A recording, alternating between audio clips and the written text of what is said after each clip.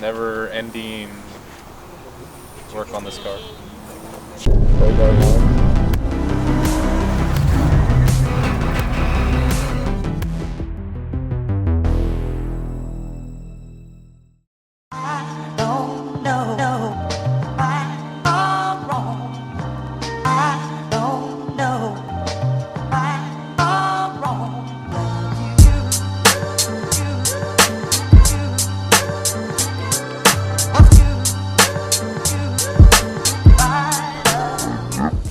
So another video, another install today.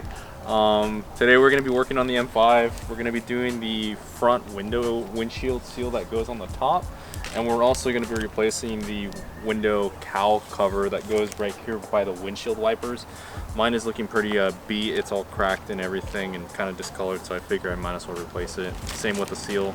They tend to get cracked and discolored with age, especially since this car is 12 years old now. It's kind of a good time to replace it. It's not a very hard DIY to do. You're just going to need a couple basic hand tools. The only thing I'm going to say is if you're going to be doing this top seal, do be careful, be very patient, because it is apparently very easy to crack a windshield. Doing the seal, so we'll try to go by it step by step. But other than that, I mean, it seems like a pretty easy install that I think anybody can do in their backyard within an hour or so. So we're gonna get to it. We're gonna lay out the tools that you're gonna need for this install and kind of get started on it. So these are pretty much the tools you're gonna need to do this job, to do the window seals. Trim removal tools such as this one, 5mm Allen key. You'll need some form of a ratchet, an 8mm and a 13mm socket, glue gun or some form of cleaner with some rags to get some of the old adhesive stuff off. Forgot to mention, you're gonna need tape. You're gonna want to tape the location of where the windscreen wipers are on the windshield, because you're gonna have to remove them, so that way you can put them back on the same way. That way you don't have to adjust them. But other than that, that's pretty much everything you're gonna need.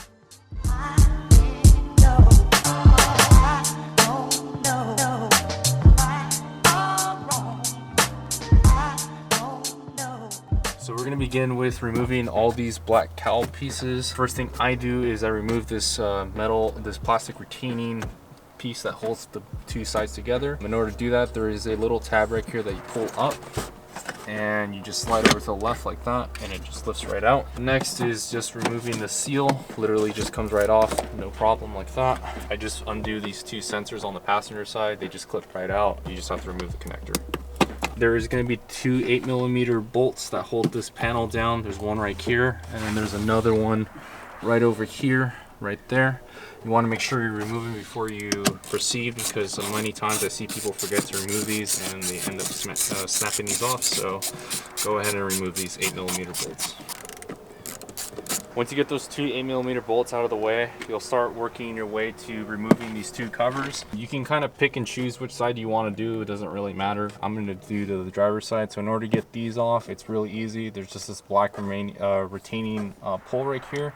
You literally just pull it towards the front of the car like that, and then there's a 13mm plastic nut that's right here. You actually don't have to twist it like a normal. You just literally twist it counterclockwise about 90 degrees, and it just lifts right up like that, and that will lift that out, and you just repeat for the other side.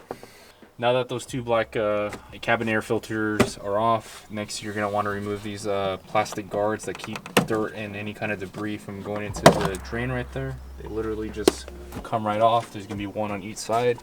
While you're there, if there's any like leaves or anything, just kind of get them out of the way so they don't fall in.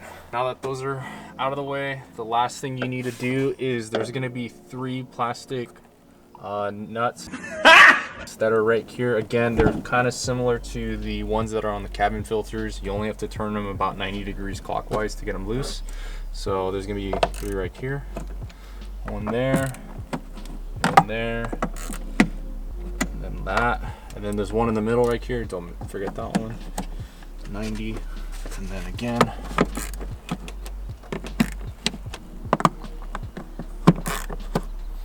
And then once you got those all loose, you pretty much start on the driver's side, you lift up like that, and you pull back just like that. Once you get to this point, we have access to the lower cowl panel, as you can see.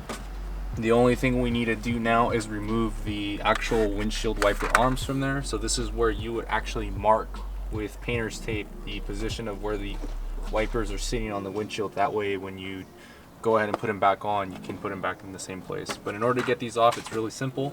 You just take these two little plastic covers off. They just literally pop right off.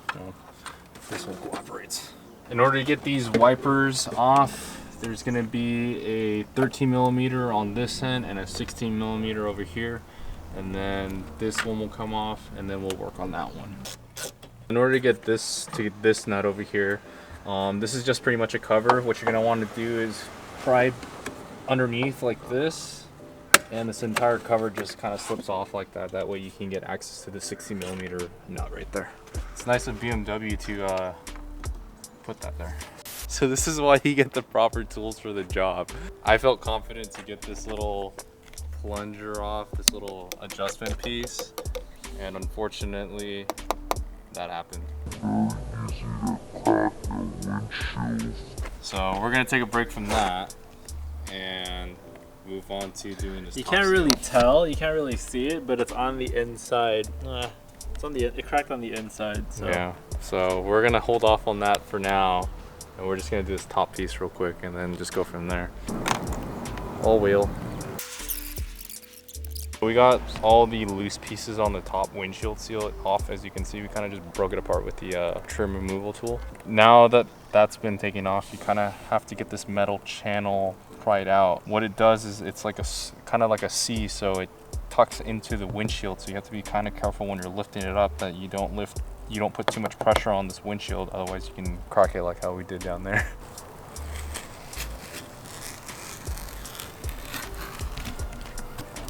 I think how people crack it is they use screwdrivers.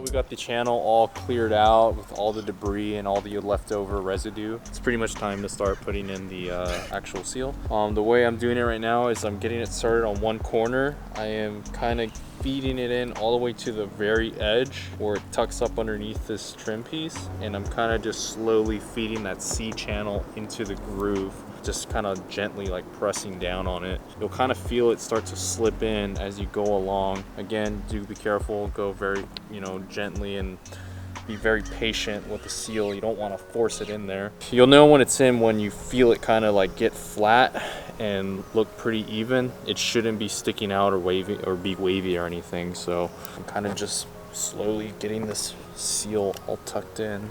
So we got the top seal all in. As you can see, it's nice and flat. Things that you will need to take note is how much spacing you have on both sides. The seal should be tucked underneath both of these things equally on both sides. It shouldn't be too much over to the left, too much to the right. One way you can tell is these little yellow adhesive strips that you're supposed to peel once it's in should be touching about the inside edge of the drip channel right here.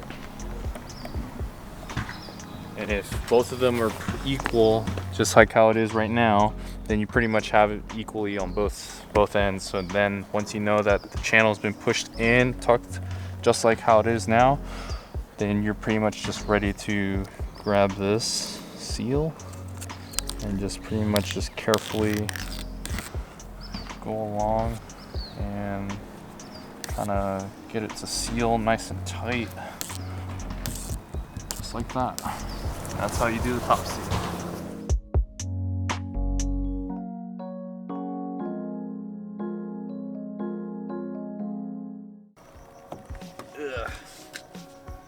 So we're kind of at an impasse right now.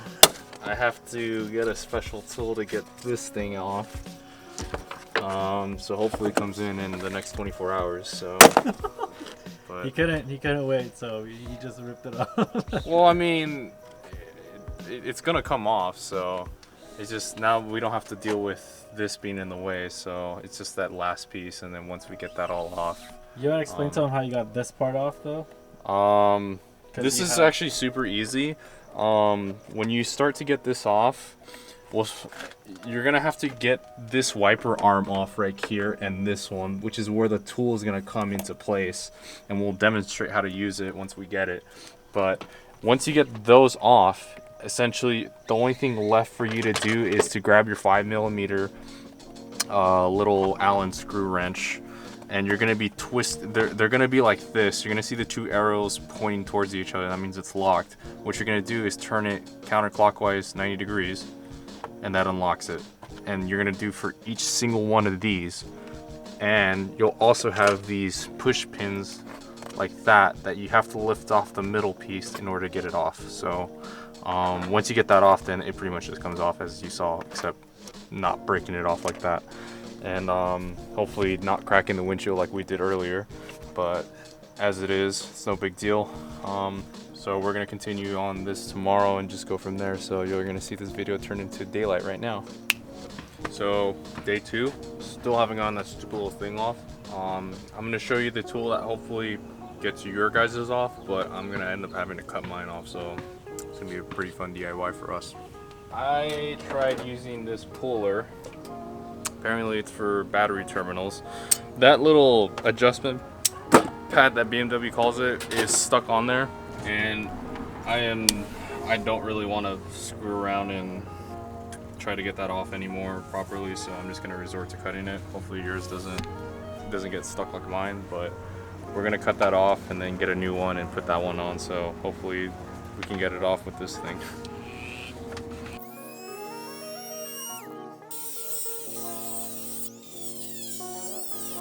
This is not how it's supposed to go, but so we got the cowl in. Make sure that you get these seals to tuck underneath the corners of the trim pieces over here, as that's how they go from the factory. So it can be a little tricky, but kind of just have to be a little patient and get them in. What I usually do for this is I will hold cowl, I'll push it up against the windshield and push up, and grab the 5mm Allen wrench, and you'll lock them into place. Again, you'll know it's locked when the two arrows are pointing towards each other. If they're pointing away or they're at a 90 degree over here, then that means it's unlocked, so you'll have to do that. So let's just go ahead and get these all tightened up and locked away. We got these all locked in. It's time to put these push pins in, and then we should be all good to go on this. Again, don't forget the 8mm bolt here. Don't forget to put these bad boys back on. Again, they are left and right dependent.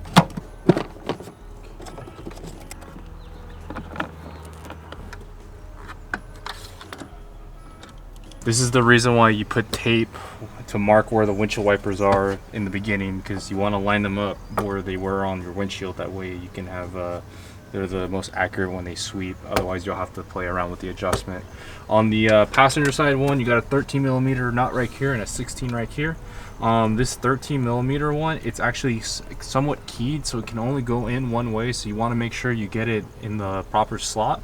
This one just kind of slides down and you just tighten it up. On the driver's side, it's a little more tricky. You have to actually put that adjustment pad that you took off earlier back on. It kind of goes on like this, somewhat kind of downward, kind of an angle like that, and then you're gonna have your wiper arm, which is gonna go on like this, and then you've got this little metal kind of like a washer, honestly. The way it's gonna go is it's kind of curved, as I don't know if you can see. It's got a bit of a curve. The curved side is the side that you're gonna face towards the actual wiper arm, so you want to make sure you get that right. And it's gonna go on like this.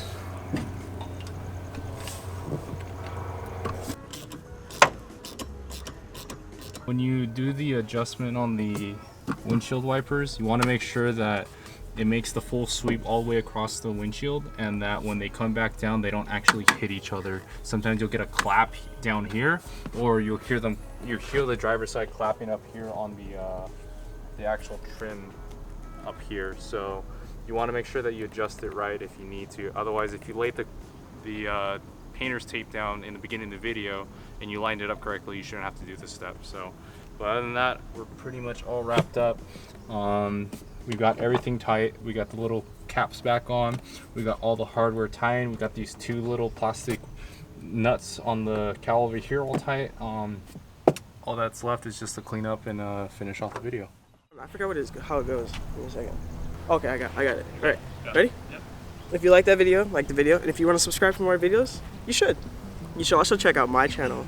There's no new videos, but I mean, subscribing is subscribing. Hi, Bashful. Oh yeah, and we hit 200 subs. Or Tio here hit 200 subs. So yeah, keep subscribing, you know, and never stop.